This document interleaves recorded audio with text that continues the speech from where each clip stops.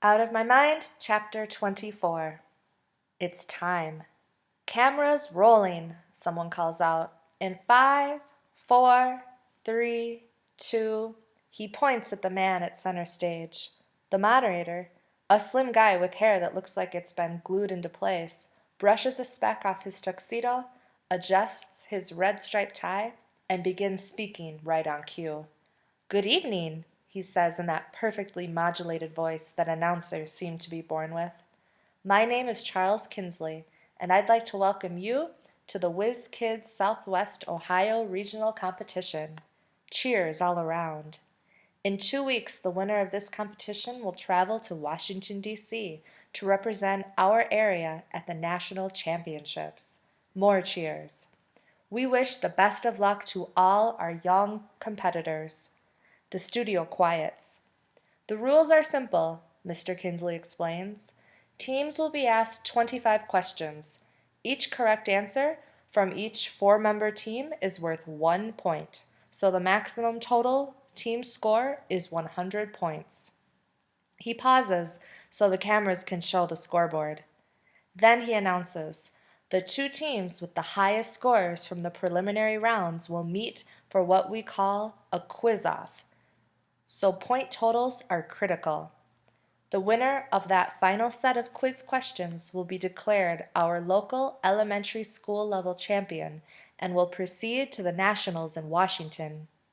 The team that emerges as the winner will appear live on national television on Good Morning America the next morning." Cheers and applause. Our first two teams to compete tonight will be Woodland Elementary and Spalding Street Elementary. Take your places, ladies and gentlemen. The four contestants from Woodland and the other three members of our team walk to the testing area, waving for the cameras. Catherine rolls me into my position, makes sure I can easily reach the buttons, then gives me a quick hug and walks away. "I'd like to take a moment," Mr. Kinsley says, "to introduce a very special participant in our competition tonight. Her name is Melody Brooks." The cameras all point in my direction. The studio lights are incredibly bright and hot. I blink rapidly. I feel damp and sweaty. Although the other contestants will stand, Melody will be seated as she answers the questions. We've made adjustments to our answer board so that she can access the buttons, but nothing else. I hear she's a fierce competitor. I try to wave, but I figure I look goofy and wobbly, so I pull my hand down. Rose stands next to me, with Connor in the middle and Claire on the far end. "I feel like I'm going to throw up," I hear Claire whisper. "Don't you dare," Connor hisses. "We'll start with a practice round, so you can familiarize yourself with our button system. Everyone ready? Which of the following is a mammal? A. Cat, B. Bird, C. Turtle, D. Spider." Everybody, including me, pushes A, of course. The screen in front of us lights up with the letter A. "Don't you wish all the questions would be that easy?" Mr. Kinsley asks, chuckling. "Yeah, right." "Remember 2 things," he reminds everyone. "First, this is a team competition. And second, this is not a test of speed, but of accuracy. Teams get more points if all 4 contestants come up with the correct answer. And the 2 teams with the most points meet for the finals. Are we ready?" "Ready," the 7 contestants on stage answer. I start to hit the word "ready" on my board, but I decide to concentrate on the contest instead. Round 1 will have 25 questions. Let us begin. Number 1. I tense. Here we go. The average lifespan of an adult mayfly can range from A. 1 minute to 1 hour, B. 30 minutes to 1 day, C. 1 day to 1 week, D. 2 weeks to 1 month. Bing, bing, bing, bing. Everyone hits their buttons. Once the answers are locked in, the readouts are displayed. Everyone on our team answered B. 1 person on the Woodland team answered A. Mr. Kinsley smiles and said, "Woodland has 3 points and Spalding now has 4 with all correct responses." We can do this. I can do this. Bring on the next one. Number 2, he intones. The battles of Lexington and Concord in the American Revolutionary War were fought in what year? A. 1774, B. 1775, C. 1776, D. 1777. That one is a little tricky. I press B, however. So does everyone else. The score is now 7-8. Mr. Kinsley continues. In literature, the word oxymoron means which of the following? A. A combination of contradictory words. B. The outcome of a sequence of events. C. An implied reference to a literary or historical event. D. A symbolic story or narrative. I am fairly sure the answer is A, but that word could mean big-headed crippled kid who thinks she can win in a national quiz competition. When the answer is shown on the screen, Connor got it wrong, and so did 2 members of the Woodland team. So the score is now set at Woodland 9, Spalding 11. We're still up, but we have 22 more questions to go. The next question, Mr. Kinsley says, deals with math. Oh crap, I'm dead meat. There are 2,357 paintings in an art museum. The museum has 124 rooms. Which is the reasonable estimate for the number of paintings in each room? A. 20, B. 10, C. 60, D. 200. Yep, dead rotten meat. Let's see, I've got to visualize a museum and rooms and lovely paintings. How many in a room? Not sure. Divide what into what? Not sure. I'm going to say 60. When the answer flashes as B, I feel like an idiot. But Rose got it wrong too, and so did 2 kids on the Woodland team. The score stands at 13-11. By the time we get to the 25th question, I'm sweaty and thirsty, but I'm pumped. The lead bounced back and forth between the 2 teams a couple of times. Sometimes they were in front of us, and sometimes we forged ahead with points. I got most of the language arts answers right, but the math questions stumped me. Connor can't spell, so he missed several of those questions. Rose is weak in history. Claire has trouble with science. And the Woodland team was about the same. Some kids good in some areas, others good in others. We now come to the final question for our first 2 teams, Mr. Kinsley announces. He clears his throat and begins. A weather event that measured 6.5 on the Richter scale would be a or an A. Tornado, B. Hurricane, C. Earthquake, D. Tsunami.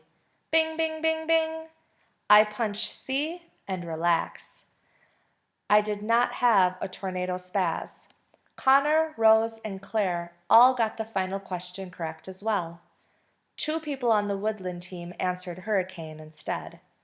When the results are tallied, our team has a total of 81 points. Woodland ends up with 77.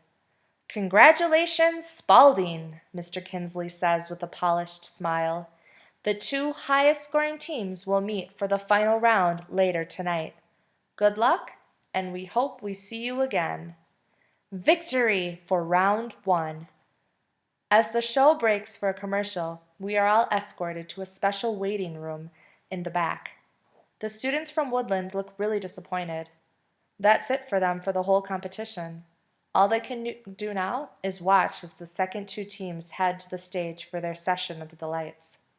Mom, Dad, Penny, Mrs. V, and Catherine are all waiting for me in the back room, hugging me and kissing me like I've won the lottery or something. Catherine does a little happy dance. Dad tells me he filmed the whole thing on his camcorder.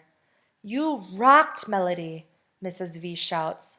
I am so proud of you, sweetie, Mom says. Can I have a Coke? I type as quickly as I can. I feel breathless. Everybody laughs as Catherine rushes to find me a paper cup for the sodas that are sitting on ice in the waiting room for the contestants. Mom pours dribbles of the ice-cold Coke into my mouth, one sip at a time, making sure I don't spill on my shirt. I am so thirsty, I don't even care that people from the other teams are staring at me.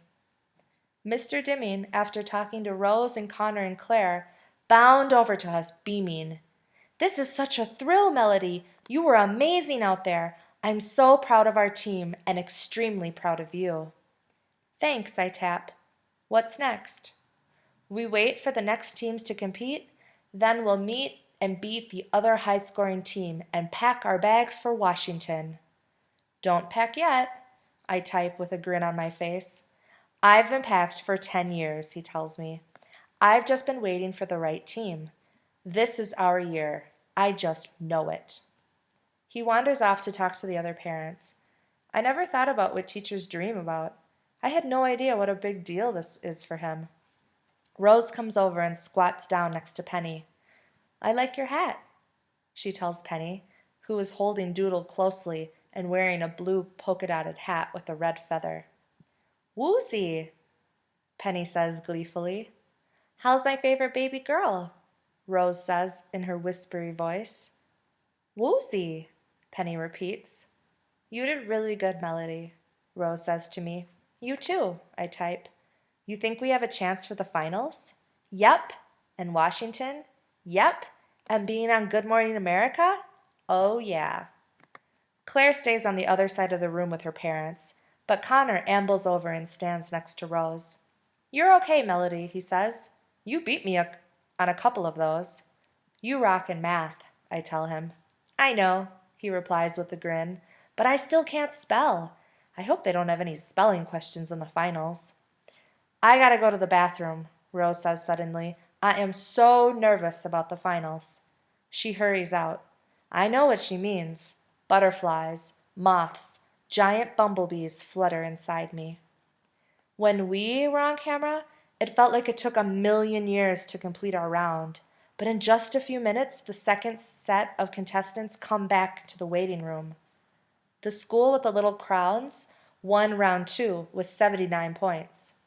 Then, within another half hour, Edison Elementary clinches the third round with a score of 80. Finally, a school called Perry Valley wins the fourth round with 82 points, just one more point than us. "I watch them," Mrs. V tells me when they troop back into the room, excited and victorious. "They're really good." "Should we worry?" I ask. "Of course not. Our team is the best because they have a secret weapon, you." Suddenly, there is a rush of activity in the room as stagehands come in to get us. "Perry Valley and Spalding Street, we need you back on camera for the finals.